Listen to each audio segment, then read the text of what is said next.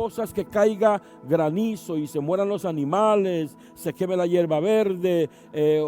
Otra cosa es que caigan plagas que afecten diferentes situaciones del entorno. Y otra cosa es que venga una plaga como esta, donde mueran nuestros hijos. La muerte de los seres queridos es una plaga tremenda, es una plaga devastadora que causa mucho dolor, como esto que está pasando con el COVID-19 en el mundo. ¿Cuánta gente hoy no están llorando sus muertos a causa de esta plaga? Y entonces Moisés le dice a Faraón de que esta última plaga morirá todo primogénito de Egipto y que habrá gran dolor, gran clamor, dice el verso 6, y habrá gran clamor por toda la tierra de Egipto, cual nunca hubo ni jamás habrá. Mire hasta donde tuvo que llegar en las consecuencias para traer obediencia en la vida de este hombre.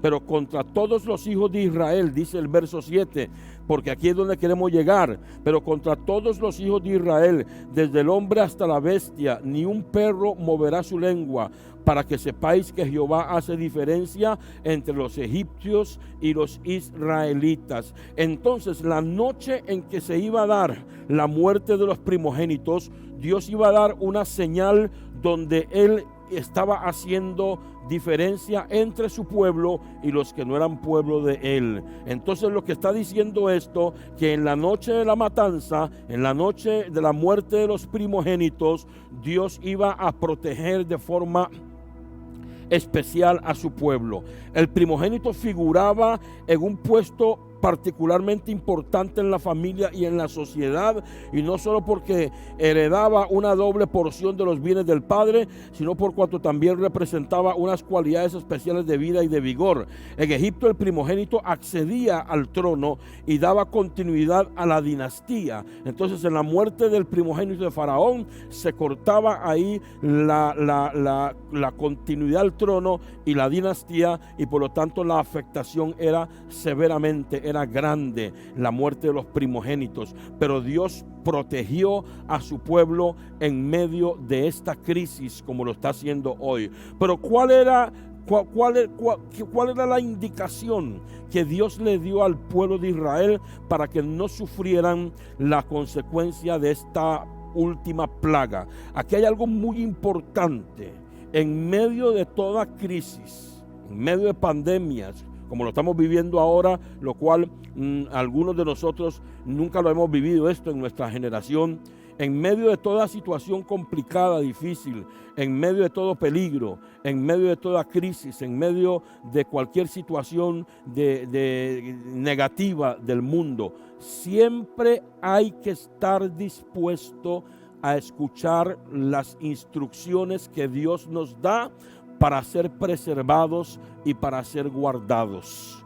Hemos hablado mucho sobre la obediencia en el Hijo de Dios, porque cuando los hijos de Dios caen en desobediencias, sufren las consecuencias de lo que esté pasando el resto del país a causa de la crisis. Cuando los hijos de Dios obedecemos su palabra fielmente, Dios nos preserva y nos guarda, porque aceptamos la instrucción de la Biblia, la cual nos preserva. La instrucción de Dios es, Dios dice, hagan esto y esto y esto, y yo los guardaré. Anden en mis caminos, yo los protegeré. No quebranten mis mandamientos y yo les voy a proveer. No caigan en desobediencias y yo estaré con ustedes. Entonces, Dios da instrucciones a través de su palabra, de sus siervos, de la predicación y de la enseñanza, para que nosotros sepamos qué debemos de hacer.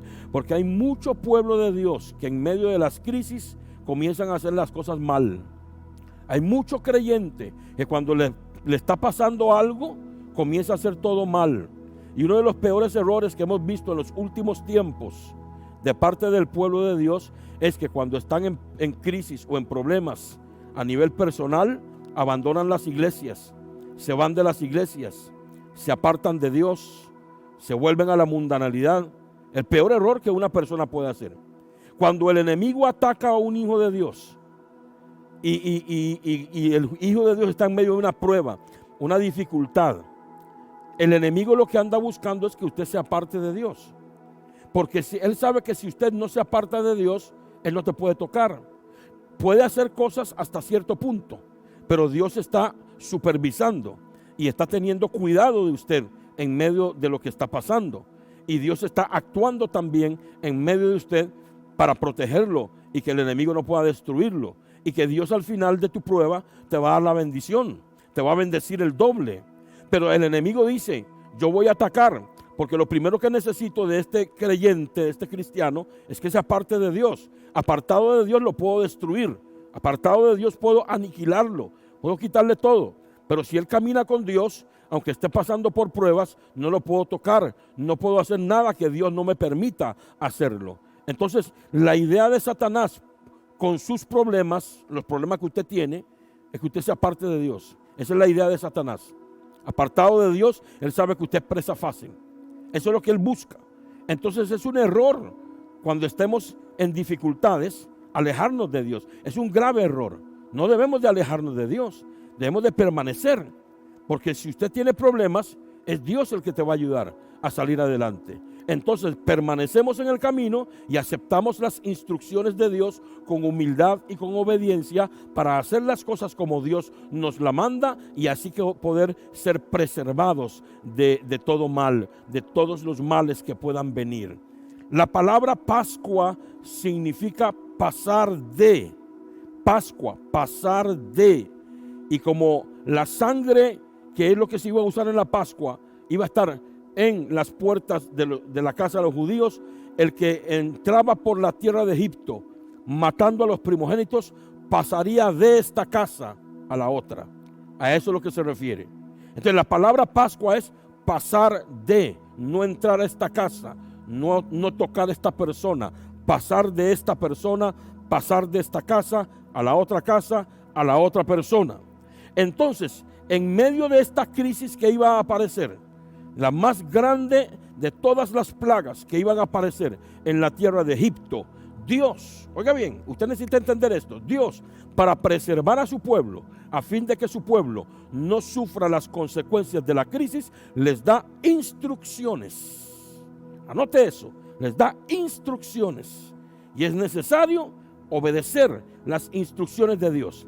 Y en el capítulo 12 de Éxodo, Jehová habla a Moisés. Dice el texto, habló Jehová a Moisés y a Aarón en la tierra de Egipto diciendo, este mes os será principio de los meses para vosotros, será este el primero en los meses del año. Hablad a toda la congregación de Israel diciendo, en el 10 de este mes, tómese cada uno un cordero según las familias de los padres, un cordero por familia. ¿Se acuerda una vez que Jesús iba caminando y dijo Juan, he aquí el cordero de Dios que quita el pecado del mundo? Quiero decirle que este cordero del cual Dios le dijo a Moisés y a Aarón que le hablara al pueblo de Israel es tipo de Cristo. Era el tipo de Cristo. Y cuando Juan dijo a sus discípulos, he aquí el cordero de Dios que quita el pecado del mundo, Juan tenía su mente en este pasaje de Éxodo capítulo 12, donde Moisés le dice al pueblo por indicación de Dios que cada familia de los padres tomaran un cordero por familia. Dice, mas si la familia fuere tan pequeña que no baste para comer el cordero, entonces él y su vecino inmediato a su casa tomarán uno según el número de las personas, conforme al comer de cada hombre haréis la cuenta sobre el cordero. El animal sería sin defecto, como Cristo, que nunca pecó. Dice la Biblia que él padeció todo en la carne, todos los sufrimientos a los que él fue sometido, lo padeció en su carne. Él fue tentado en todo según nuestra semejanza de carne, pero sin pecado, sin defecto, sin mancha. Y entonces dice que el animal sería sin defecto, verso 5, sin defecto, macho de 1 año. Lo tomaréis de las ovejas o de las cabras y lo guardaréis hasta el día 14 de este mes y lo inmolará, o sea, lo va a sacrificar toda la congregación del pueblo de Israel entre las 2 tardes. El sacrificio, el inmolar el animal tipo del sacrificio de Jesucristo en la cruz del Calvario por nosotros. Ahora vamos a ir entendiendo la gran importancia de la muerte de Jesús y el derramamiento de su sangre.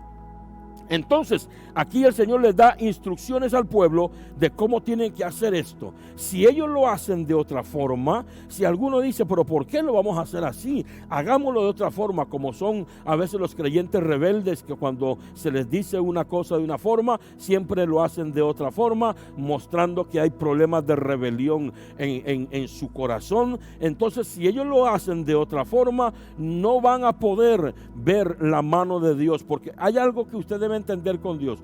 Cuando Dios te dice a ti que hagas algo de una forma y usted lo hace de otra forma, la mano de Dios no puede operar a su favor, porque usted está mostrando cierto grado de rebelión, y con Dios la obediencia tiene que ser total. Espero que anote eso. La obediencia debe de ser total. Dios no nos pide nuestra opinión, nos da una orden. Usted necesita obedecer a Dios totalmente. Si ellos deciden hacer las cosas de otra forma, aquí el Señor puso de qué año y de cuánto tenía que ser el cordero, de 1 año, sin defecto, que tenían que sostenerlo durante una cierta cantidad de días, y cuando se cumplieran esos días tenían que inmolarlo. Si alguien decide hacer las cosas de otra forma, está fuera de la cobertura del pacto. Está fuera de la cobertura de Dios por haber hecho las cosas a su manera y no a la manera de Dios. Estoy dándole explicaciones espirituales porque hablamos hoy de que la Pascua, íbamos a hablar de la Pascua como una interpretación, la Pascua espiritualmente hablando, interpretándolo espiritualmente. Entonces vemos aquí a Dios dando instrucciones. Mi amado hermano, cuando la palabra de Dios le dice a usted que usted debe de hacer algo, hágalo estrictamente como está escrito.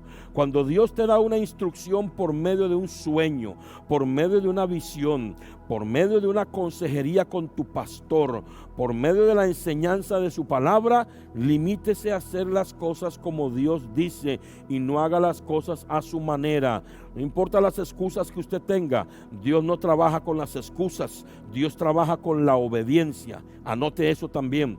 Dios no trabaja con las excusas, Dios trabaja con la obediencia. La gente siempre se excusa, y esa es la causa por la cual no ven el poder de Dios manifestado en sus vidas, porque están llenos de excusas. Y dice Dios, ya yo no quiero más excusas, yo quiero gente que me obedezca. Así siempre fue con los profetas, así fue con los apóstoles, con los hombres de Dios y las mujeres de Dios de la Biblia.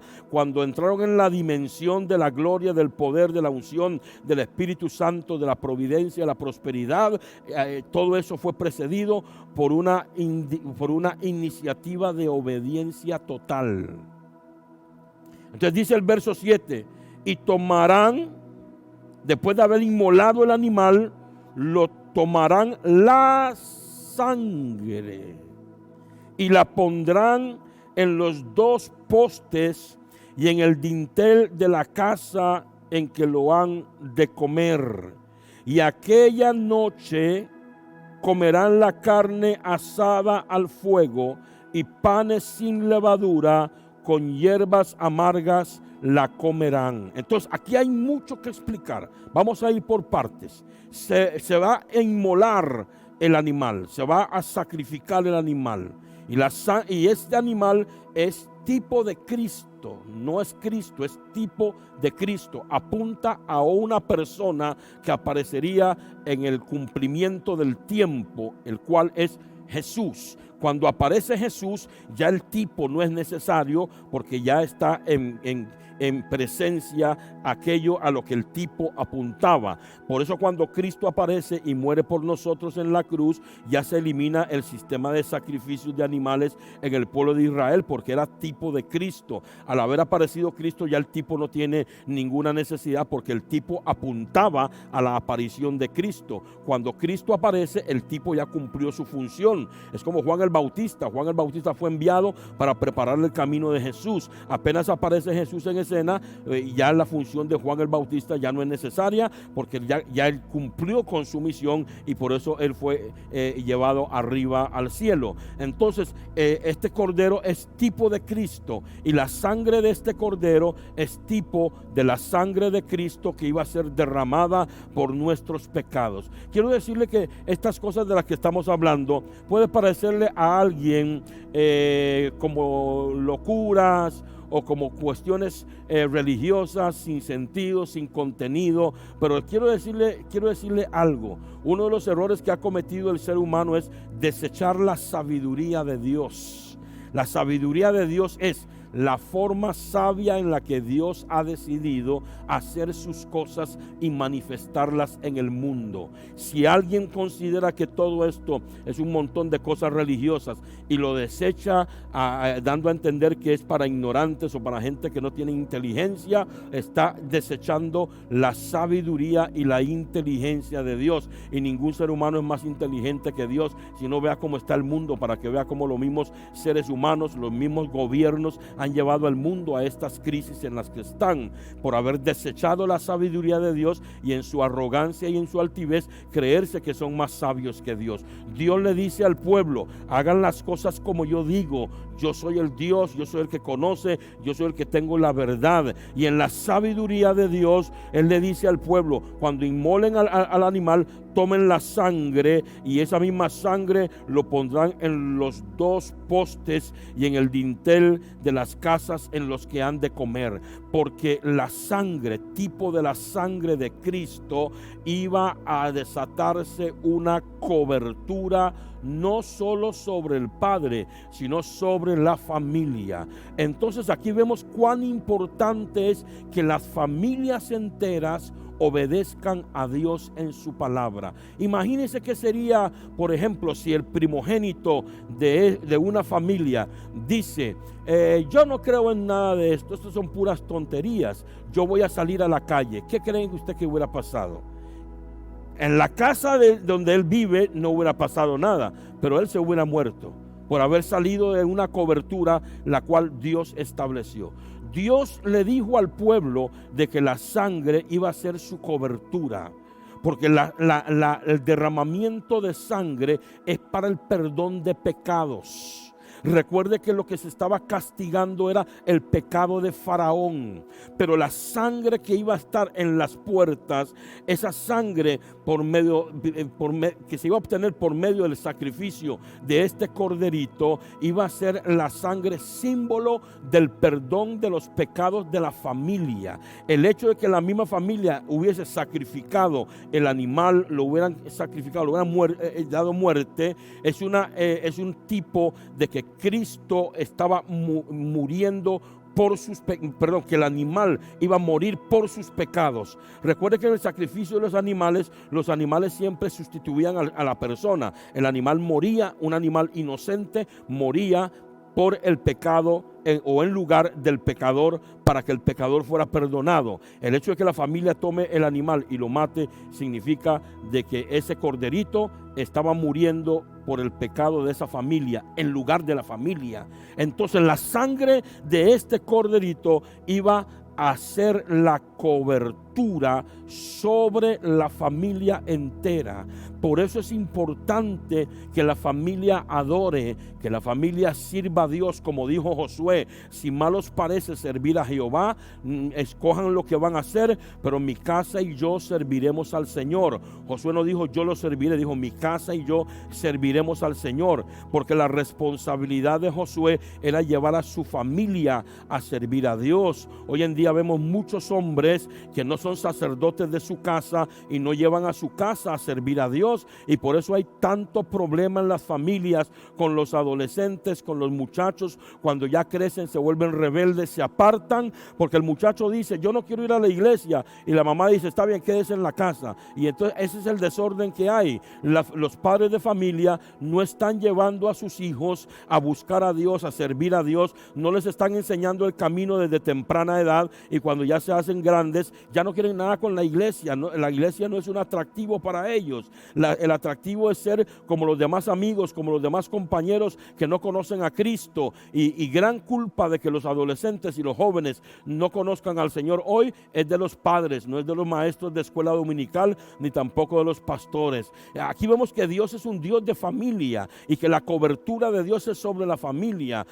Y ahora no quiero decirle que se eche a morir porque usted no hizo lo que tenía que hacer. Ahora lo que tiene que hacer con sabiduría es manejar el asunto en su familia, no exasperar a sus hijos, orar por ellos para poder esperar que el Espíritu Santo los atraiga con cuerdas de amor nuevamente al camino. Pero usted que tiene hijos pequeños que todavía no hablan, que todavía ni siquiera caminan, comience a hablarle a su hijo, aunque usted crea que él no le entienda, él sí le va a entender. Háblele de la palabra, ore por él y comience a hacer en su familia un centro de adoración para que conforme su hijo va creciendo, él pueda ver que papá y mamá se hincan a orar, él pueda ver que papá y mamá leen la Biblia, que papá y mamá no pelean, no discuten y que la familia es una familia servidora del Señor, servidora de Dios. Entonces definitivamente necesitamos entender que Dios es un Dios de familia. Aquí el Señor le dice a ellos, tomen la sangre y pónganlo sobre las puertas. Yo voy a proteger ¿a quién? A uno, no, a la familia. Vean qué poderoso que es esto. El Señor les habla para que vean que Él va a proteger a la familia, directamente a la familia. Tomarían la sangre y lo pondrían en los dinteles de las puertas, en los dos postes y en los dinteles de la casa donde iban a comer el animal, y eso iba a ser cobertura y protección de la familia. Y dice, y aquella noche comerán la carne asada al fuego y panes sin levadura. Segunda lección, panes sin levadura. La levadura en la Biblia, en la mayor parte de los textos donde aparece en el Nuevo Testamento, habla de contaminación, habla de pecado que ensucia el alma. La levadura es tipo de pecado contaminante. Y entonces aquí lo que el Señor está diciendo es: coman panes sin levadura, símbolo de pureza, símbolo de santidad. Usted debe mantener su casa, su hogar en pureza y en santidad. Usted no debe permitir que su casa sea un centro de chismes, de comentarios, de murmuraciones. No debe permitir que en su casa se practiquen pecados de fornicación, de adulterio. No debe permitir que su casa se use para honrar a Satanás, para adorar al diablo. Su casa debe ser un centro de adoración a Dios, un lugar sin levadura. Guarde su casa y a su familia hasta donde usted pueda en pureza y en santidad.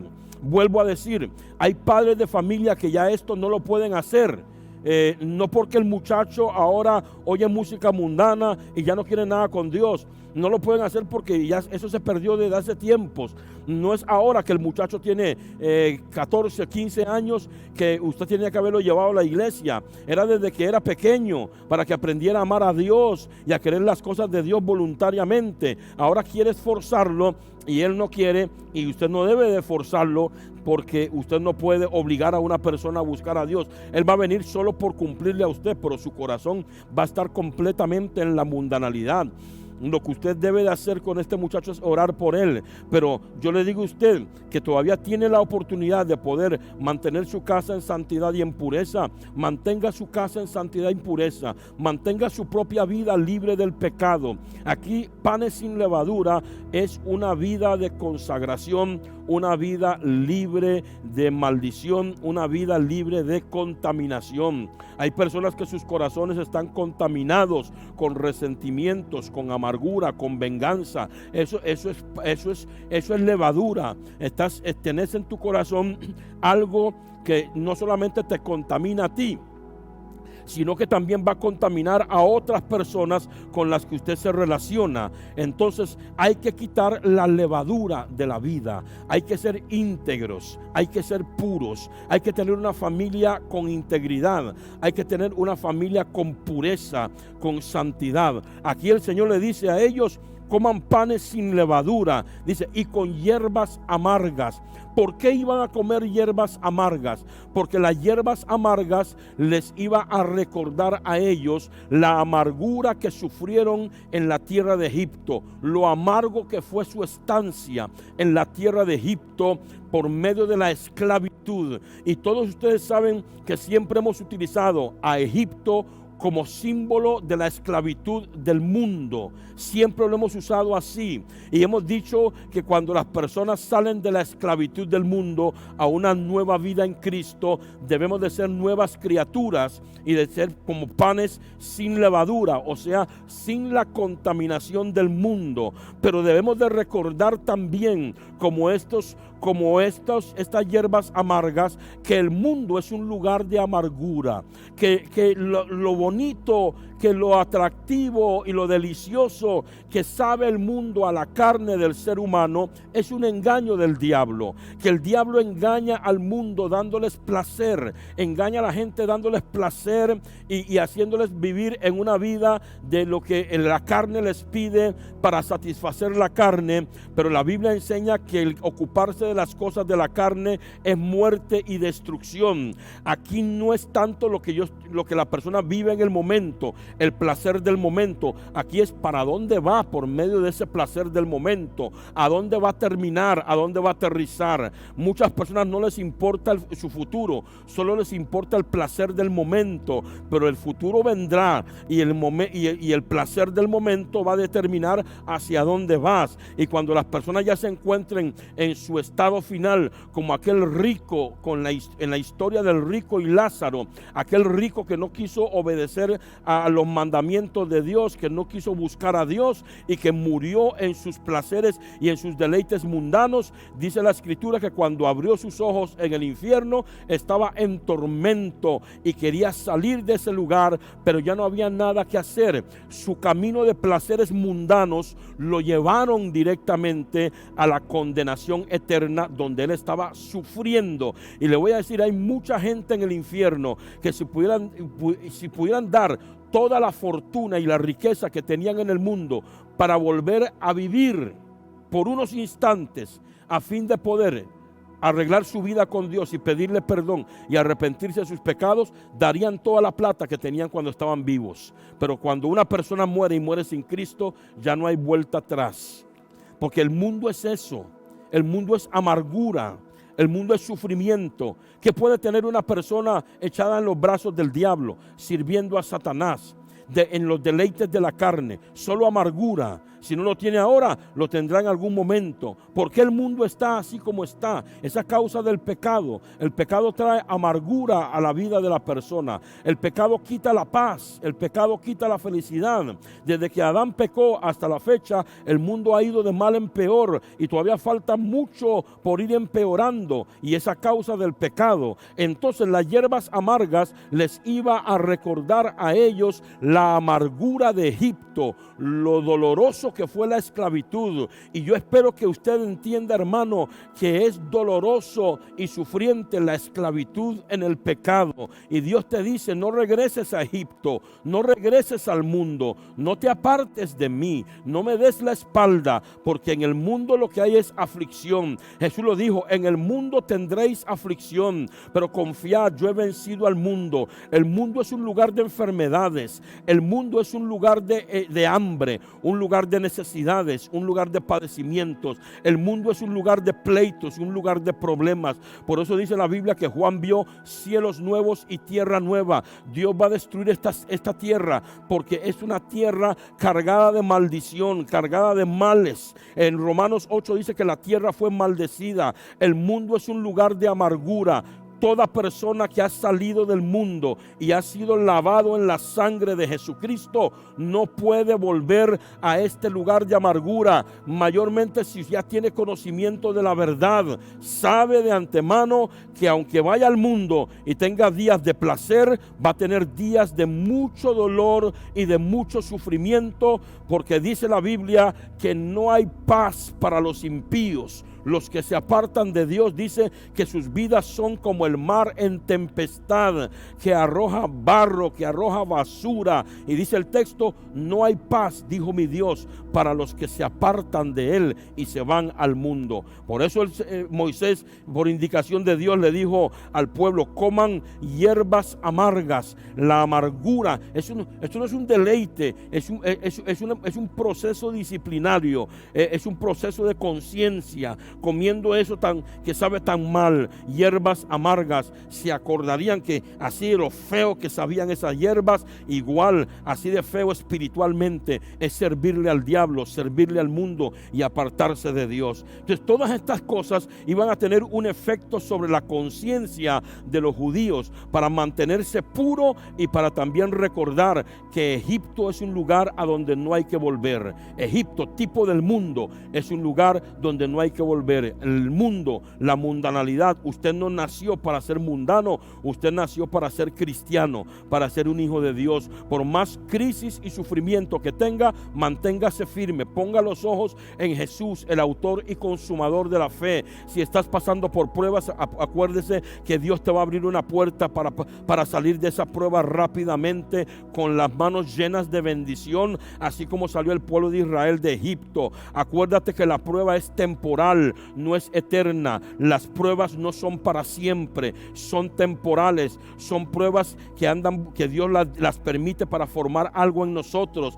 En el momento en que ya somos formados por medio de la prueba, viene el tiempo de la restauración y la restitución. Entonces tienes que entender eso. En el tiempo de la prueba no es tiempo de apartarse de Dios. Debes de cuidarte mucho de los pensamientos, de irte de la iglesia, de apartarte de tu iglesia, de dejar de congregarse, de dejar de buscar a Dios. Medita muy bien en esas decisiones que son pésimas, que son las más malas. En el mundo donde quieres volver, al mundo donde el diablo quiere que vuelvas, solamente hay dolor y amargura. En el tiempo en el que estamos viviendo, aplicando el mensaje a este tiempo es un tiempo donde toda familia necesita estar bajo la cobertura de la sangre, poner la sangre en su casa, que su casa esté con la sangre de Cristo, que nos limpia de todo pecado y nos protege y nos libra de la ira y de la muerte. Estar lejos de la sangre que representa la santificación y la purificación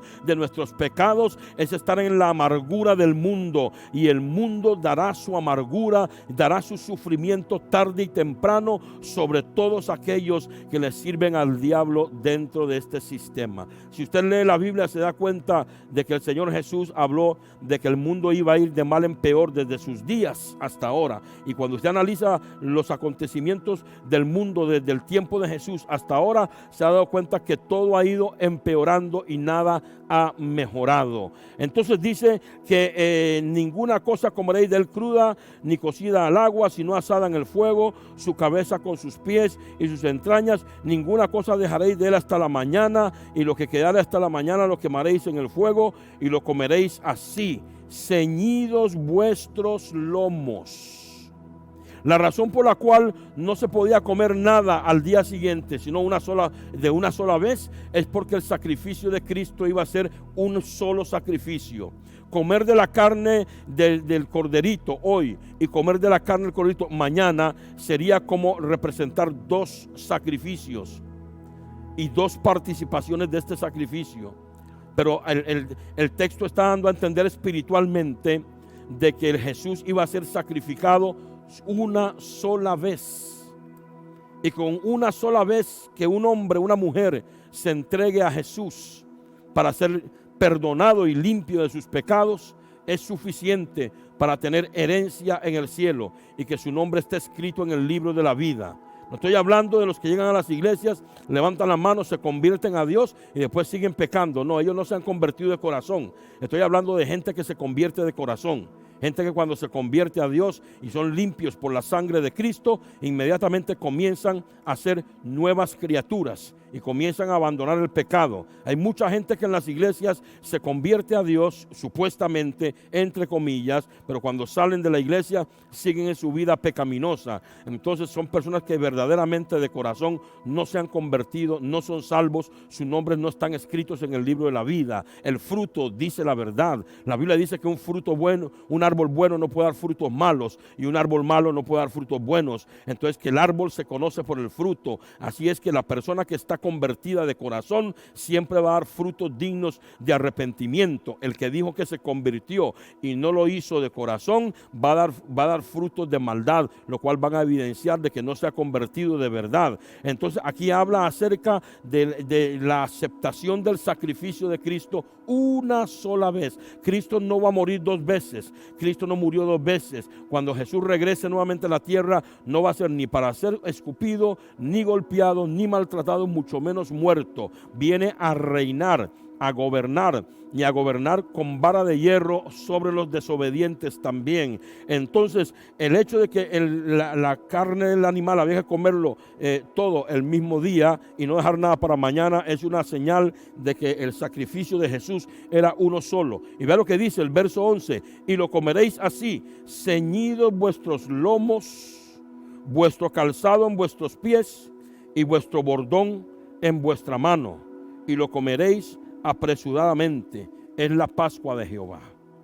Ahora quiero decirle que este texto bíblico del versículo 11, que habla acerca de ponerse el calzado y estar ceñidos los lomos, es estar preparados para cuando se dé el anuncio de que hay que partir de la esclavitud a la libertad, estén listos para la partida.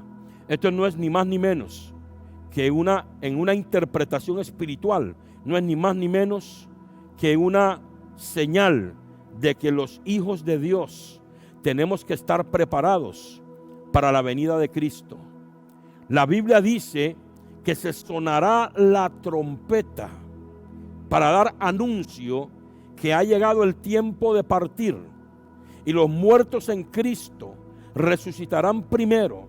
Luego nosotros, los que vivimos, los que hayamos quedado, seremos arrebatados juntamente con los muertos y recibiremos al Señor en el aire, y así estaremos siempre con el Señor. Pero usted sabe que hay mucho creyente, como la parábola de las 10 vírgenes, que habían 5 prudentes y 5 insensatas. Hay muchos creyentes que no están preparados para la venida de Cristo, para el arrebatamiento de la iglesia, y los va a tomar por sorpresa. Porque hay muchos creyentes que cuando Dios le habla acerca de su pecado, no quieren renunciar al pecado. Es más, le voy a decir, hay muchos creyentes que buscan iglesias donde se predique un evangelio suavecito, donde se le permite hacer cosas que no son correctas, donde se le permite el pecado, y se acomoda ahí y le gusta ahí, porque ahí no le tocan la llaga, ahí no le tocan el pecado. Pero yo le voy a decir a usted una cosa: yo prefiero estar en un lugar donde me confronten con mi pecado, para que al final, en el día y en el momento decisivo, cuando Cristo regrese, yo no me quede por vivir en un evangelio liviano, un evangelio que tolere que los novios se estén manoseando, un lugar donde se tolere que los novios tengan fornicación, un lugar donde se tolere la desnudez, un lugar donde se tolere la inmoralidad sexual, un lugar donde se tolere que los hermanos y las hermanas sean chismosas, murmuradores, sin que nadie les diga nada. El pastor no puede evitar que la gente haga lo que quiera con su vida, porque no somos dueños de las personas, pero el pastor tiene que predicar contra el pecado. Si hay pecado, al menos que sea por la decisión rebelde de la persona, pero no porque faltó alguien que lo denunciara. Y ese fue uno de los graves problemas que tuvieron los profetas como Elías, como Eliseo, como Jeremías, como Isaías, Ezequiel. Dios levantó estos profetas y no fueron a sobarle la espaldita ni al rey, ni a los funcionarios del palacio, ni a los ancianos de Israel, ni al pueblo. Fueron a denunciar el pecado. Dios le hizo una advertencia a Jeremías y le dijo: vas a decirle a este pueblo lo que te diga, y no tengas miedo delante de ellos, porque si tienes miedo de decirles la verdad, yo te voy a quebrantar a ti, a usted lo voy a quebrantar por el miedo que usted va a tener de decirles la verdad. Dios levantó a Jeremías y le dice: te he puesto hoy como una ciudad fortificada, te he puesto para arrancar, para derribar. Hay mucha gente que te van a rechazar, te van a querer matar, pero tienes que decirles lo que yo te estoy diciendo. Tienes que denunciar el pecado. A una de las iglesias de Apocalipsis, en el mensaje de las 7 iglesias, a una de ellas se les reclamó que eran tolerantes. El pastor fue tolerante y dice: y lo que tengo contra ti es que toleras, es que permites que esa mujer Jezabel haga lo que le dé la gana en mi iglesia y que lleve a mis siervos a fornicar, a cometer fornicación y rebelión. Y entonces el pecado de ese pastor y la iglesia fue el pecado de la tolerancia. Nosotros los pastores tenemos que predicar la verdad, le guste a la gente o no le guste. Y una de las cosas que hay que predicar es en contra del pecado, porque por el pecado mucha gente no va a entrar al cielo. Pecados sin confesar, pecados practicando, la gente practicando el pecado, pecados del cual no se han arrepentido. Gente que está dentro de la iglesia y no han nacido de nuevo, practicando el pecado, pero creen que van para el cielo. Se van a topar con la gran verdad, con la gran realidad, porque no han querido abandonar su pecado. No hay entrada al cielo para ellos. Una vez en una parábola que el Señor hablaba acerca de los convidados a las fiestas, había un hombre que entró en la parábola a la fiesta sin las vestiduras y fue echado de la fiesta, porque para entrar al reino de los cielos hay que tener vestiduras blancas, hay que estar limpio de pecado. No se entra al cielo viviendo en fornicación. No se puede entrar al cielo viviendo en inmundicias. Tenemos que alejarnos del pecado. Hay que estar preparado para la venida de Cristo. Tenemos que abandonar todo lo malo y estar preparados. Si hoy fuera el arrebatamiento, ¿usted está listo? Y oiga lo que le digo, estoy hablando esto y sé que hay muchas personas que tienen el corazón tan duro que lo que les estoy diciendo les está entrando por un lado y le está saliendo por otro. Porque le voy a decir una cosa: hay personas, oiga bien, hay personas que se van a lamentar hasta el momento en que sucedan las cosas. Hay personas se van a lamentar hasta el momento en que ya no hay nada que hacer. Usted me va a decir: pastor, ¿pero por qué dice eso? No lo digo yo, lo dijo Jesús. Será como en los días de Noé, dice. Que Noé predicó. La gente no entendió hasta que llegó el diluvio y se los llevó. Hay gente dentro de las iglesias endurecidas. Hay gente en el mundo endurecidos, que por más duro que uno les predique y por más que uno les hable la verdad y por más que el Espíritu Santo los está tratando de convencer de cambiar sus vidas, se resisten, se niegan, se enfrentan al Espíritu, a su propia conciencia y se niegan a ceder, y no se van a dar cuenta de su grave error hasta el día que sucedan las cosas y ya no hay nada que hacer. Yo he leído el libro de Apocalipsis como 2 o 3 veces. Una vez lo estudié muy a fondo y otra vez lo estudié por encima y otra vez lo leí. Y yo le voy a decir a usted una cosa: un creyente o un asistente a una iglesia que haya estudiado el libro de Apocalipsis y se quede en el tiempo del arrebatamiento de la iglesia, desde el momento en que se dio cuenta que la iglesia fue arrebatada, va a comenzar el sufrimiento de ese creyente, porque él sabe por las escrituras lo que está por venir. Va a ser duro el sufrimiento emocional y mental de este. Va a preferir morir, va a haber deseado haber muerto, le va a decir a Dios: Dios, llévame mejor, hazme morir, llévame por medio de la muerte, para no estar yo en el tiempo en el que el libro de Apocalipsis comience a cumplirse en la tierra y se derramen los juicios. Hay mucha gente que me está viendo que no van a cambiar sus vidas hasta que ya no van a querer cambiar sus vidas, hasta que ya no hay, hasta el momento en que ya no hay nada que hacer. Usted decide, usted es el que decide. Yo sí le puedo decir que nosotros tenemos que estar velando y orando y estando listos porque el arrebatamiento de la iglesia será en un abrir y cerrar de ojos. Y dice la Biblia que dos estarán en un molino, el uno será tomado y el otro será dejado. Dos estarán en el camino, uno será tomado y el otro será dejado. Yo le pregunto, ¿cuál de estos dos serás tú? ¿El que será tomado o el que será dejado? Y usted me va a decir, porque todo el mundo dice lo mismo, yo voy a ser el que me voy. Bueno, pero someta esa respuesta a su estilo de vida. Y su estilo de vida será el manual donde usted va a consultar si su respuesta es correcta o no. Si usted analiza el fruto que usted da y el tipo de vida cristiana que usted dice tener, ahí usted va a conseguir la respuesta. Si no tienes compromiso con Dios, si no estás buscando a Dios, si no eres obediente a su palabra, si no te dejas pastorear, si tienes problemas serios con pecados ocultos, si estás a medias un día en las cosas del mundo, otro día en las cosas de Dios, si te sientas en la barra del bar a tomar licor y a participar de cosas mundanas y después vienes a la iglesia a aplaudir, tu vida te está diciendo que tu respuesta no es verdad, es falsa. Porque la Biblia enseña que el que se hace amigo de las mundanalidades se convierte en un enemigo de Dios. Pero mi consejo para ustedes hoy, tome decisiones serias hoy, en esta hora, y arreglar su vida con Dios. Pregúntele a Dios si su estilo de vida es aprobada por Él o no. Someta su estilo de vida al escrutinio de la palabra de Dios.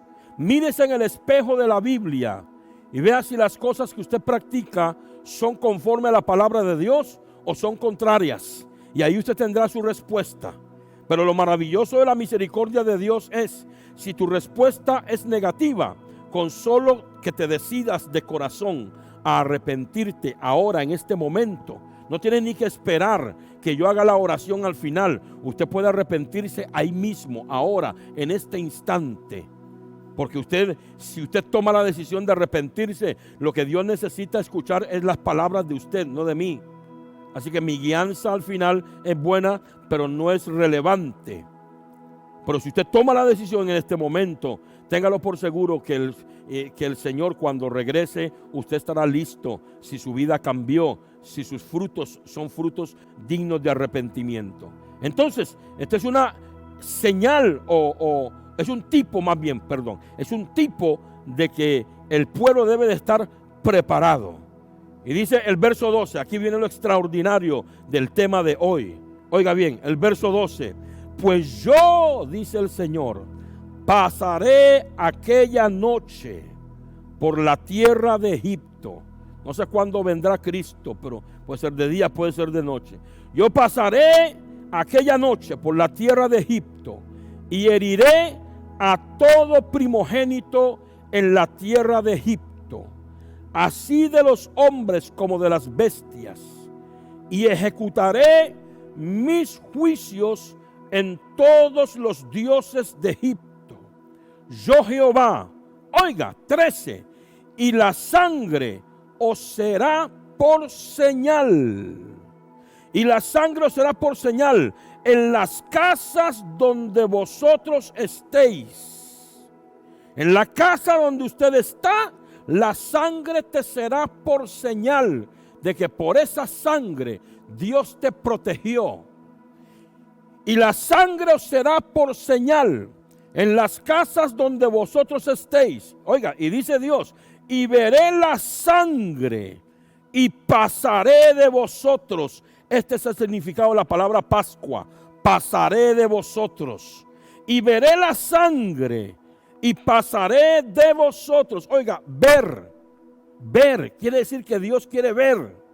Dios quiere ver un cambio en tu vida. Dios no quiere palabras, quiere ver el cambio. Quiere ver una vida limpia del pecado por medio de la sangre de Cristo. Y veré la sangre y pasaré de vosotros. Y no habrá en vosotros plaga de mortandad como hiere la tierra, cuando hiera la tierra de Egipto, como la plaga del COVID COVID-19, que está hiriendo al mundo entero con muertes todos los días. La señal de la sangre, en este caso, tipo de la sangre de Cristo para el tiempo presente. La sangre de Cristo representa la redención, representa la santificación, representa que somos libres de pecado. Esa sangre de Cristo que está en tu vida, que está en tu casa, que ha limpiado a tus hijos que le sirven a Dios, que ha limpiado tu vida para servirle a Dios. Cuando venga la plaga y la plaga vea la señal de la sangre en tu corazón, que eres una persona que caminas en pureza y en santidad, y que eres alguien que ha sido redimido por esta sangre, porque aceptaste el señorío de Cristo y le entregaste tu corazón a Él, la plaga no podrá tocar tu morada, como lo dice el Salmo 91, porque hay una señal de la sangre en tu vida, en tu familia, que dice: aquí no puedes entrar plaga, muerte, aquí no puedes entrar. Como dice un salmo que estábamos viendo un día de estos, donde David dice: yo sé que viviré y no moriré, y contaré las historias del Señor, contaré de sus proezas. Quiero decirle que la sangre de este cordero es una señal de pertenencia a Dios. Es una señal donde todos los que están bajo la cobertura de esa sangre le pertenecen a Dios. Es una señal, esa sangre, de que nuestros pecados han sido limpiados, y hemos sido limpiados de nuestros pecados y hemos sido perdonados de nuestros pecados. Por eso no puedo estar practicando un pecado del cual ya fui redimido y fui limpiado, sino que debo mantener mi vida en santidad, porque la sangre de Cristo me limpia de todos estos pecados. La sangre es una señal, en este caso no es una señal visible para nosotros, pero es visible para Dios. Los demonios saben que usted está marcado con la sangre de Cristo, que en su casa hay señal de la sangre de Cristo. La señal inequívoca de la presencia de la sangre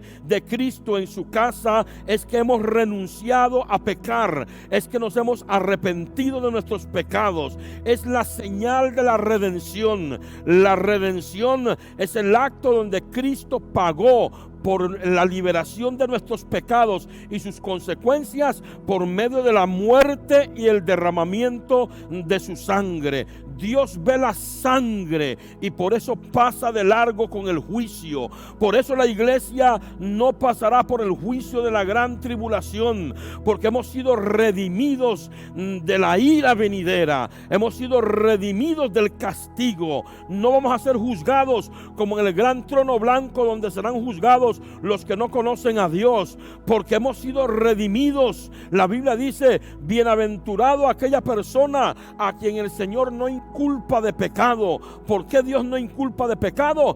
Porque hemos sido lavados con la sangre de Jesucristo. La sangre de este animal es tipo de la sangre de Cristo. Este corderito es tipo de Cristo en su sacrificio en la cruz del Calvario. Esta sangre que Jesús derramó en la cruz del Calvario es nuestra cobertura, es nuestra protección. Usted que ha pensado que esto es religión, esto no es religión. En medio de la muerte de los primogénitos, los judíos se dieron cuenta del gran significado y valor de la sangre. Tal vez ni siquiera entendían, oiga bien, tal vez ni siquiera entendían este asunto que Moisés les explicó de la sangre, del sacrificio, de las hierbas amargas, de los panes sin levaduras. Tal vez ni siquiera lo entendieron, pero obedecieron y hicieron las cosas como Dios se las mandó a Moisés.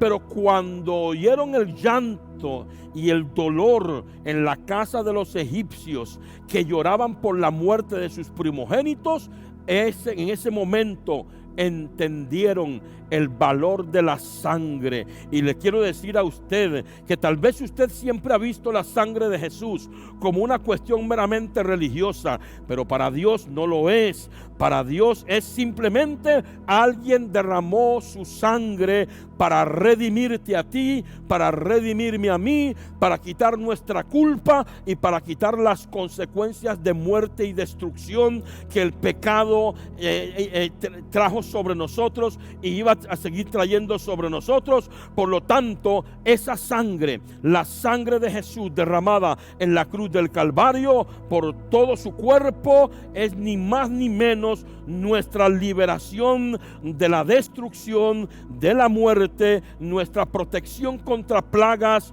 nuestra protección en la crisis, la protección de nuestro hogar y sobre todo la vida eterna de la cual ya Dios nos dio y entraremos en posesión en el último tiempo. La sangre de Jesucristo tiene un gran valor para nosotros. No es religión, es cobertura. La casa de ellos estaba cubierta, estaba bajo una cobertura. Cuando el que mataba a los primogénitos llegó a las casas donde había señal de sangre, el que mataba a los primogénitos con plagas no entró en esa casa porque estaba bajo la cobertura de la sangre. Recuerde, hay que asociar la sangre con redención, con perdón de pecados y con limpieza de la vida. Hay que relacionar la sangre con redención, perdón de pecados y con limpieza de pecados. Entonces, no solamente hemos sido perdonados de nuestros pecados, también hemos sido limpios, hemos sido santificados y purificados. Entonces, en la casa donde se practica el pecado, no hay señal de sangre. No hay señal de sangre. Hay que arrepentirse del pecado, pedirle perdón a Dios y apartarse del pecado, para que cuando venga la crisis, la plaga, el COVID o lo que usted quiera mencionar, encuentre que en esa casa, en la vida de una persona, está la señal de la sangre del Señor. Verso 14: y ese día os será en memoria y lo celebraréis como fiesta solemne para Jehová durante vuestras generaciones. Por estatuto perpetuo lo celebraréis. 7 días comeréis panes sin levadura, y así el primer día haréis que no haya levadura en vuestras casas, porque cualquiera que comiera leudado desde el primer día hasta el 7º será cortado del pueblo de Israel. Verso 21: y Moisés convocó a todos los ancianos de Israel y les dijo: sacad y tomaos corderos por vuestras familias y sacrificad la Pascua, y tomad un manojo de hisopo y mojadlo en la sangre que está en el lebrillo, y untad el dintel y los 2 postes con la sangre que estará en el lebrillo, y ninguno de vosotros salga de las puertas de su casa hasta la mañana. No se salgan de la cobertura de la sangre. Ay, ay, ay. Oiga lo que Moisés le dijo: no salgan de la casa, porque si como evangélicos rebeldes no hacen caso y se salen de su casa, entonces la plaga los tocará. Y cuando yo digo salir de la casa, aquí no estoy hablando de salir de la casa física. Aquí es salir de la casa física, está bien, pero espiritualmente hablando es salirse de la cobertura de Dios. ¿Cómo se sale una persona de la cobertura de Dios? Desobedeciendo a Dios. En el acto de la desobediencia, entonces se pierde la cobertura. Y quiero decirle que hay un grave problema hoy en día en el pueblo cristiano, muy grave. ¿Y sabe qué es? Se toma muy livianamente el hacer cosas que a Dios no le agradan. Se toman muy livianamente. Dios manda en su palabra que hay que traer nuestros diezmos y la gente no diezma. Dios manda en su palabra que no hay que mentir y la gente miente. Dios manda en su palabra que no hay que murmurar, ni juzgar, ni criticar, y la gente siempre critica, murmura, chismea. Dios manda en su palabra que hay que congregarse fielmente, y la gente viene a la iglesia cuando les da la gana. ¿Y qué es lo que está pasando ahí? Toman muy livianamente, oiga, toman muy livianamente los mandamientos de Dios. A veces me parece como que están tomando un mandamiento como una sugerencia, Dios no hace sugerencias. Dios tiene leyes, mandamientos, estatutos. Él no hace sugerencias. Cuando la Biblia dice algo, no es una sugerencia, es una ordenanza. Cuando una persona se sale de la ordenanza y es un transgresor de la ley, y pasa por encima de la ley y hace su propia voluntad, está bajo su propia cobertura. Le pasa como esto: si se sale de la casa, si se sale de la cobertura, entonces camina bajo sus propias consecuencias y es culpable y responsable de lo que le pasa. El Señor le dijo a este pueblo: ninguno salga de la casa, ninguno. Manténgase bajo la cobertura, manténgase bajo las instrucciones que acabo de dar. Hagan las cosas como yo dije que las hicieran. No salga ninguno. Pregunto, ¿qué hubiera pasado si sale alguien? Inmediatamente sufre las consecuencias. ¿Qué le pasa a la gente que deja de obedecer a Dios y se sale de sus mandamientos? Habrá consecuencias. En algunos casos habrán consecuencias de retroceso. Las personas pueden hasta perder la estabilidad que tienen. En otros casos, las personas están estancadas. Y en el peor de los casos, y no voy a decir el peor, gloria a Dios por esto, viene la disciplina de parte del Señor. Entonces nosotros hay que mantenerse en la cobertura de la sangre de Jesucristo, que nos hace vencedores, que nos limpia de todo pecado, y que el mismo espíritu de muerte, cuando ve la señal de la sangre, sabe que no puede tocar la vida de estas personas.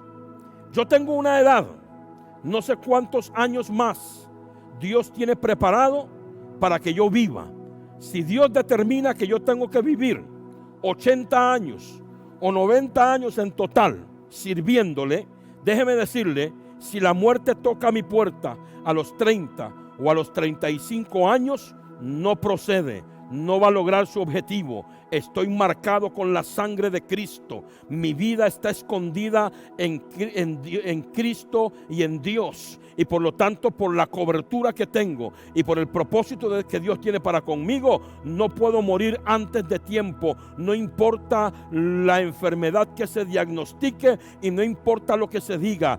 Tengo el tiempo para vivir según los designios de Dios, y la señal de la sangre de Cristo en mi vida, de que yo estoy arrepentido de mis pecados y que camino bajo cobertura y obediencia a la palabra de Dios, repele la muerte, por más grave que sea la enfermedad, porque estoy bajo cobertura del Dios que ha designado mis días y determinado mis tiempos, al cual yo le he ofrecido el resto de mis días para servirle íntegramente. Dice el verso 23.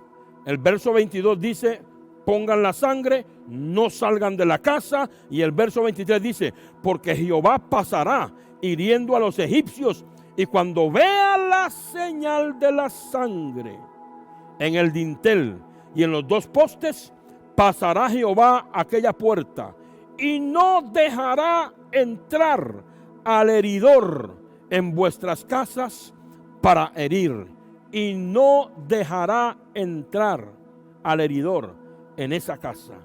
Dios no dejará entrar la plaga, ni la escasez, ni la muerte, ni el sufrimiento, ni los males en aquella casa donde Él es honrado, donde no se le ofende, donde no pecamos contra Él, donde no le fallamos, donde no quebrantamos sus leyes. Por eso yo como pastor insisto tanto sobre mis ovejas, sobre la obediencia. Ellos verán que yo hablo una y otra vez sobre la obediencia y sobre la desobediencia, pero es porque la Biblia enseña claramente que la desobediencia activa maldiciones y que la obediencia activa las bendiciones. Y cuando yo hablo con mi gente, yo quiero que mi pueblo sea bendecido. Por eso, por más duro que sea el mensaje que yo les predico, se los tengo que predicar para prevenirlos. El apóstol Pedro dijo: ya yo les he recordado estas cosas, pero tengo por justo, entre tanto que estoy en el cuerpo, seguirles recordando estas cosas de las que les estoy hablando una y otra vez, hasta que ustedes estén firmes. Pedro le dice al pueblo: ya les he predicado, ya les he enseñado de esto que les voy a decir, pero se los voy a volver a repetir. Porque mientras tanto estoy aquí en la tierra, tengo que estarles recordando estas cosas para que ninguno se deslice, para que ninguno peque, para que ninguno se aparte y caiga en semejante pecado de contradicción a la palabra, desatando sobre ellos juicios tremendos. La Biblia dice que si una persona peca voluntariamente, ya no hay más sacrificio por su pecado, sino una horrenda expectación de juicio. Entonces, cuando hemos sido limpiados de nuestros pecados, no podemos pecar contra Dios, que la sangre nos limpia, pero también nos protege. La protección viene de la purificación, la protección viene del perdón, la protección viene. ¿Por qué usted cree que el Señor pone la sangre? ¿Por qué no puso pónganle aceite a los dinteles de la puerta? ¿Por qué no puso pónganle aceite? ¿Por qué no pidió un producto natural para ponerle? ¿Por qué pidió sangre? Porque la vida está en la sangre, y el hombre había perdido la vida y estaba condenado a la muerte a causa del pecado. Entonces Dios determinó que lo mismo que produce vida es lo que se tiene que derramar para recuperar la vida perdida del ser humano. Y por eso determinó que la sangre, que es la vida del cuerpo, debía ser derramada para el perdón de pecados. El hecho de que hayan sacrificado el animal es tipo total del sacrificio de Cristo, el cual tiene que ver directamente con el perdón de pecados. El sacrificio de Cristo no tiene que ver con prosperidad. Ese es un efecto por la redención a la que hemos sido objetos cuando Cristo nos redimió de la pobreza. Pero la principal obra del derramamiento de la sangre de Cristo es el perdón de pecados. La sangre en las puertas era una evidencia de que el pueblo había sido perdonado de sus pecados por ese corderito que fue sacrificado en el lugar de ellos, y que esa sangre que iban a poner sobre los dinteles era una señal visible del perdón de pecados, de la purificación de sus pecados, por lo cual el heridor, el que iba a propinar la muerte, el ángel de la muerte, no podía entrar en esa casa, porque la paga del pecado es muerte. Pero si el pecado ha sido perdonado, ya no hay muerte. ¿Están conmigo? Por eso el libro de 1 de Juan 1:7 dice: pero si andamos en luz, no en tinieblas, andar en luz, como Él está en luz, tenemos comunión unos con otros, y la sangre de Jesucristo, su Hijo, nos limpia de todo pecado. La sangre de Cristo es una sangre que limpia al hombre y a la mujer arrepentidos, que andan en luz, no los que andan en tinieblas, que andan en luz. Usted me dice: pastor, y los que andan en tinieblas tienen que venir arrepentidos y pedir perdón para que la sangre tenga efecto sobre sus vidas. La sangre tiene efecto sobre todo aquel que anda en luz. ¿Por qué? Porque aunque andemos en luz, vivimos en un mundo pecador, somos humanos y vamos a fallar en una que otra cosa, por error, involuntariamente, y ahí donde la sangre de Cristo nos limpia de nuestros pecados involuntarios. Porque los pecados voluntarios lo que hay es disciplina y castigo, pero de los pecados involuntarios lo que hay es un perdón gratuito sin consecuencias y una santificación y purificación sin consecuencias. La sangre de Cristo es victoria sobre Satanás.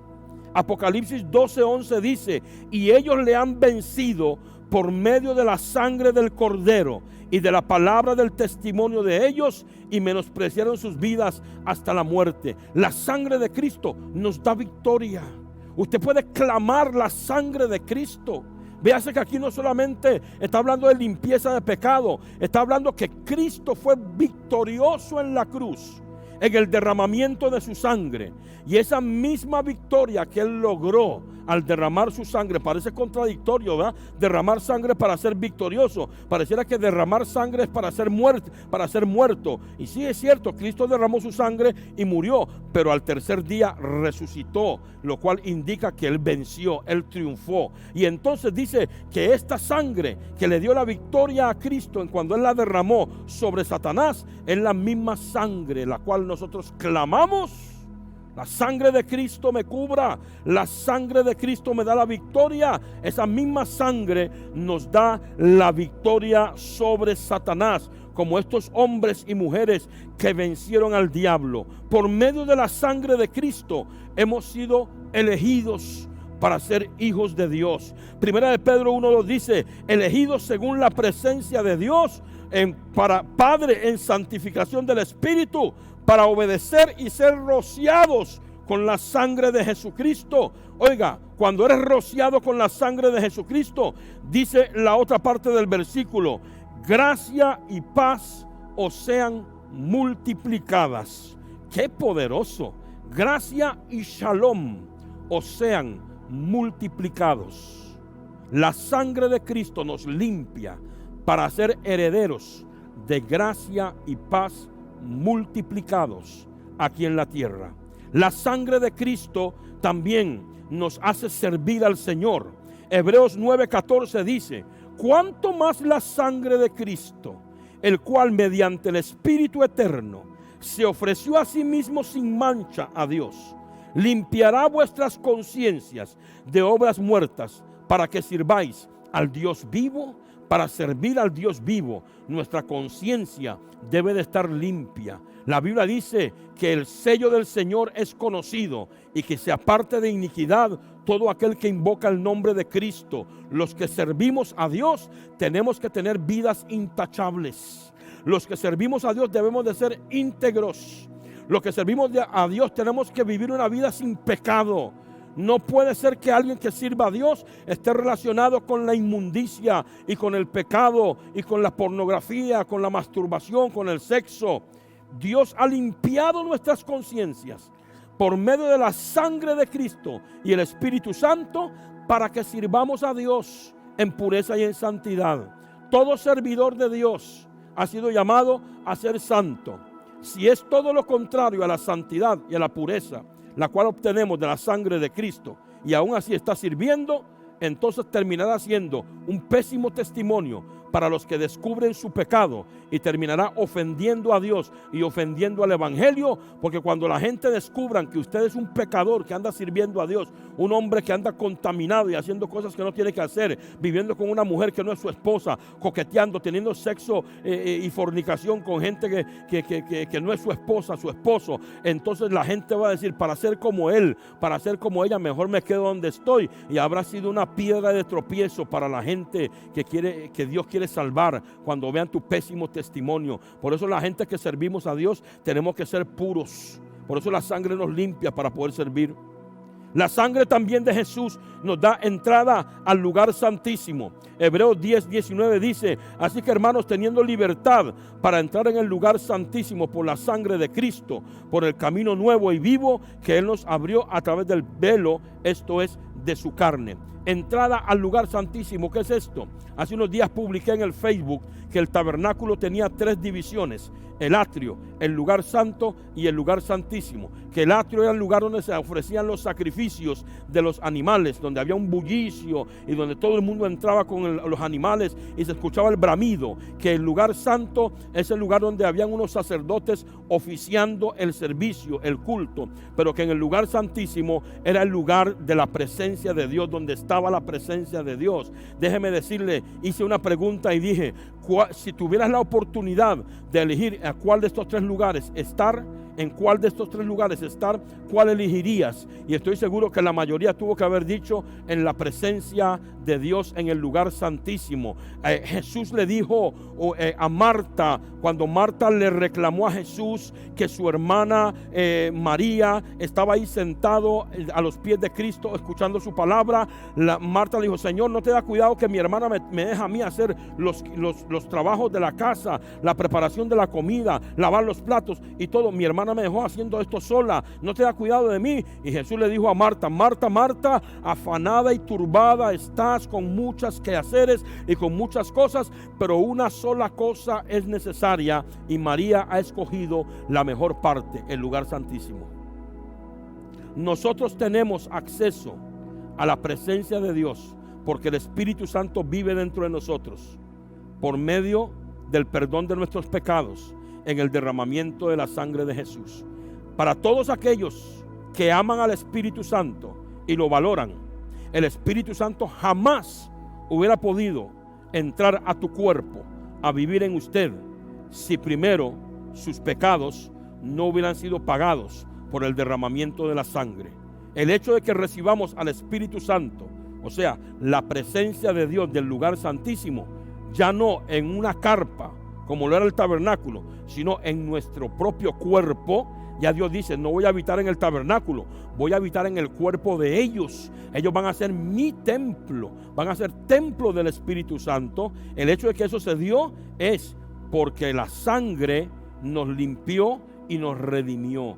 Por la sangre es que tenemos ahora acceso a este lugar, a esta presencia, tan hermosa como es la presencia del Espíritu Santo. Por eso es un pecado grave pisotear la sangre. La gente que han sido perdonados de sus pecados y andan pecando a la libre, voluntariamente, sabiendo que están haciendo mal, pero no les importa, y están sirviendo en el altar y fornicando y adulterando y metidos en cosas que no tienen que hacer, y son hijos de Dios, pero andan haciendo sus fechorías y como bandidos a escondidas cometiendo pecado, están pisoteando la sangre de Cristo, y es un pecado grave. Por eso Hebreos 10:28 dice: el que viola la ley de Moisés por el testimonio de 2 o de 3 testigos muera irremisiblemente. ¿Cuánto mayor castigo pensáis que merecerá el que pisoteare al Hijo de Dios y tuviere por inmunda la sangre del pacto en la cual fue santificado e hiciere afrenta al Espíritu de gracia? Oiga, está hablando acerca de la sangre por medio de la cual fuimos santificados. Entonces, hacer afrenta al Espíritu Santo y pisotear al Hijo de Dios y pisotear a la sangre por el cual fuimos santificados es ni más ni menos el acto contrario a la santificación. O sea, si la sangre me santifica, pero yo estoy pisoteando esa sangre, la estoy pisoteando con lo contrario a la santificación, que es el pecado. Lo estoy pisoteando con el pecado. Hermano, cada vez que usted voluntariamente usted peca contra Dios, es como que si Cristo estuviera en el suelo y usted camina encima de él, pisoteándolo, como que si fuera cualquier cosa. Cada vez que usted sabe que no tiene que hacer algo, cada vez que usted se niega a obedecer la palabra de Dios, es como tomar la sangre de Cristo y pisotearla, y pisotear al mismo Cristo, como si Jesús fuera un pedazo de basura tirado en el suelo y usted está caminando encima de ellos. Cada vez que usted peca voluntariamente, cada vez que usted hace lo que usted no tiene que hacer, eso es una afrenta al Espíritu. Y afrenta significa insulto y ofensa. Por eso cuando hay gente que me dice, yo tengo una relación con el Espíritu Santo, y no obedece a su pastor, no se sujeta a su pastor, anda en rebelión, hace lo que le da la gana y anda en pecado, yo le digo, usted puede decir lo que usted le dé la gana, usted ni siquiera conoce al Espíritu Santo. Hay gente que dice conocerlo y lo insultan, lo afrentan. Aquí dice claramente que es una afrenta al Espíritu, o sea, es un insulto, es una ofensa al Espíritu cuando una persona vuelve a los actos de impureza, de inmoralidad, de desobediencia y de pecado de los cuales ya había sido santificado. Entonces la persona dice, yo tengo una relación con el Espíritu. Lo estás ofendiendo y lo estás insultando cuando dices que tienes una relación con Él y haces cosas contrarias a su voluntad y no dejas que Él te guíe por el camino de la obediencia. Entonces, en vez de tener una relación, lo que tienes es un insulto al Espíritu. Y por eso, cuando la gente dice algo, a mí como pastor no me pueden engañar. A veces le digo a la persona lo que tengo que decirle, otras veces yo sé que la persona sabe que todo eso es falso lo que me dice. Pero hay gente que a veces me dice, es que el Espíritu Santo me dijo, yo hablo con el Espíritu Santo, yo tengo una relación con el Espíritu Santo y yo no me dejo llevar por las palabras, yo me remito al fruto. El fruto es el que dice algo.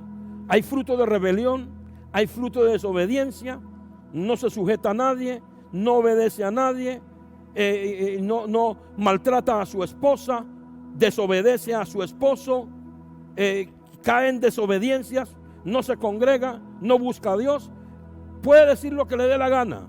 La evidencia es de que más bien lo que está haciendo es afrentando al Espíritu en vez de tener una relación con el Espíritu. Voy terminando.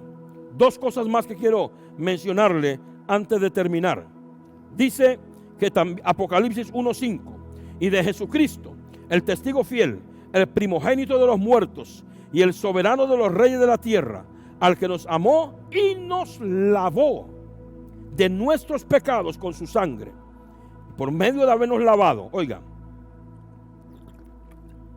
por medio de habernos lavado de nuestros pecados con su sangre, verso 6, nos hizo reyes y sacerdotes para Dios, su Padre. A Él sea gloria e imperio por los siglos de los siglos. Amén. Y no voy a entrar en el detalle de reyes y sacerdotes, lo voy a dejar para otra oportunidad, pero nos dio una posición de privilegio, nos dio una posesión de gobierno, reyes y sacerdotes. Cristo nos hizo por medio de habernos lavado y redimido con su sangre. Romanos 5:8 dice: mas Dios muestra su amor para con nosotros, en que siendo aún pecadores, Cristo murió por nosotros. Pues mucho más, dice, estando ya justificados en su sangre, por Él seremos salvos de la ira. ¿De cuál ira? De la ira de Dios contra los pecadores. ¿Cuándo se va a manifestar la ira de Dios contra los pecadores? En medio de la gran tribulación. Entonces, por medio de la redención y del perdón de pecados en la sangre de Cristo, hemos sido libres o liberados de la ira venidera. Redención, Efesios 1:7, en quien tenemos redención por su sangre, el perdón de pecados según las riquezas de su gloria. Redención es que alguien pagó el precio por nuestra liberación. Ningún hijo de Dios debe ser esclavizado. Ningún hijo de Dios es esclavo. Ningún hijo de Dios debe estar atado, porque hemos sido liberados. En eso consiste la palabra redención. Consiste en liberación de la esclavitud, del pecado, por medio de su sangre. Y por medio de esta sangre, Dios entró en un nuevo pacto con nosotros. Hebreos 12:24. A Jesús, el mediador del nuevo pacto, y a la sangre rociada que habla mejor que la de Abel. Cristo entró, o Dios entró en un nuevo pacto con su pueblo, con su iglesia. Hizo pacto con su iglesia, hizo un nuevo pacto con Israel. Un pacto con su iglesia, un nuevo pacto con Israel. Por medio de la sangre, un pacto de gracia. Y dice que lo hizo por medio del derramamiento de sangre, la sangre de Jesús, que habla mejor que la sangre de Abel. ¿Por qué dice esto? Porque la sangre de Abel pedía venganza desde la tierra al cielo, pero la sangre de Cristo pide: Padre, perdónalos, porque no saben lo que hacen. La sangre de Abel clamó por venganza, y Dios intervino a Caín y lo castigó por haber derramado la sangre de su hermano Abel. Pero la sangre de Cristo no pide venganza. La sangre de Cristo pide perdón. Por eso habla mejor que la sangre de Abel, porque está pidiendo perdón y no venganza. Y es por esa sangre que usted hoy puede ser libre de sus pecados. Si usted le entrega su vida a Jesús, si le permite a Dios entrar en su vida y gobernarlo, déjeme decirle, su casa, sus hijos y usted entrarán bajo la cobertura de Dios. Quiero decirle que aunque sus hijos estén apartados de Dios, déjeme decirle que la sangre de Jesucristo hace que usted entre en un pacto con Dios por medio de la sangre, en el que Dios va a salvar a tus hijos. Por eso aquel hombre Pablo le dijo: si puedes creer, serás salvo tú y toda tu casa. Claro que la casa tiene que creer. No es un asunto de que porque papá y mamá creyeron y son salvos, entonces automáticamente la salvación pasa a los hijos. No, ellos también tienen que creer, tienen que arrepentirse de sus pecados. Por eso siempre le decimos a los padres que cuando los hijos comienzan a tener conciencia y ya tienen 10, 11, 12 años y usted ya ve, papá, que sus hijos pueden distinguir entre lo bueno y lo malo, que usted les hable acerca de Jesús y que les explique que necesitan entregarle sus vidas a Jesús para que sean salvos. Porque la salvación no es hereditaria, la salvación hay que confesar a Cristo y arrepentirse de sus pecados y vivir la vida de obediencia. La salvación se recibe por creer en Cristo y aceptarlo como Señor y Salvador de nuestras vidas, y hay que llevar a nuestros hijos a eso. Pero con el simple hecho de que un padre de familia, alguien de la casa, se entregue a Jesús y es limpio de sus pecados, ya Dios tiene entrada a esa casa para salvar el resto de la familia, y por eso toda la familia entra bajo la cobertura de la sangre, así como las familias del pueblo de Israel en Egipto, donde pasaba el destructor y veía la señal de la sangre, sabía que en esa casa no podía entrar. Y yo hoy desato la sangre de Jesucristo sobre tu familia y sobre tu vida. Pero recuerda que lo que yo estoy desatando no tiene efecto si en su casa usted es pecador, si usted hace cosas que no tiene que hacer. Tiene que arrepentirse de esos pecados para que estas palabras tengan efecto. Las palabras no tienen efecto sobre gente que anda haciendo su propia vida y pecando contra Dios. Así que yo cubro tu casa. Jesús le dijo a los discípulos, cuando lleguen a un lugar y digan paz, si la casa es digna de la paz se queda. Si la casa no es digna, la paz no puede entrar en esa casa. Yo hoy digo, la sangre de Cristo te cubra, pero si usted tiene pecado oculto, si anda fallándole a Dios, si anda en desobediencia, si prestó su casa para los murmuradores, los chismosos, si prestó su casa para fornicación, adulterio, si prestó su casa para hacer cosas que a Dios no le agradan, necesita primero arrepentirse de eso, pedirle perdón a Dios y dejar de hacer eso, para que la declaración de la cobertura de la sangre sobre su casa sea efectiva y venga la protección que es ofrecida por parte del Señor para aquellos que son limpios de sus pecados. Por eso le invito a hacer esta oración y a pedirle perdón a Dios y a tomar una decisión de cambio de vida. Si usted lo hace, téngalo por seguro que la señal de la sangre estará en tu casa y en tu vida, y cuando la muerte pase, la muerte no tendrá poder sobre ti. Habrá una protección y una cobertura para ti por parte de Dios, a causa de que tus pecados fueron limpiados con la sangre de Jesús. Este es el gran valor de la sangre. Esta es la gran importancia de la sangre de Cristo. Repita conmigo esta oración. Diga así: Padre nuestro que estás en el cielo, en esta hora vengo delante de ti. Me arrepiento de mis pecados. Te pido perdón por la vida que he llevado, por haberte fallado, por haber pecado contra ti. Perdóname. Hoy te pido de todo corazón que limpies mi vida con la sangre de Jesucristo. Hoy, en esta hora, me arrepiento de corazón y de verdad. Perdóname, límpiame con la sangre de Jesús. Te ofrezco mi vida. Quiebra y rompe toda maldición de mi vida. Dame libertad y vida en abundancia en Cristo Jesús. Yo creo en mi corazón que Jesús murió por mí en la cruz, y confieso con mi boca que Él es el Señor de mi vida. Diga conmigo: renuncio a toda maldición que ha estado operando en mi vida.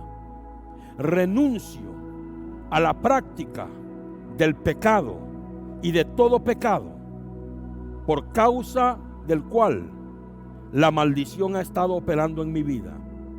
Me alejo de los pecados y cancelo toda maldición en mi contra, y renuncio a todo pecado ancestral de mis antepasados, conductas de mis antepasados que han sido repetidas por mí. Renuncio, me arrepiento, renuncio a la maldición y me abro al Espíritu Santo para tener una nueva vida en Cristo Jesús. Dame tu Espíritu Santo, Padre, y escribe mi nombre en el libro de la vida. Amén y amén. Dios les bendiga.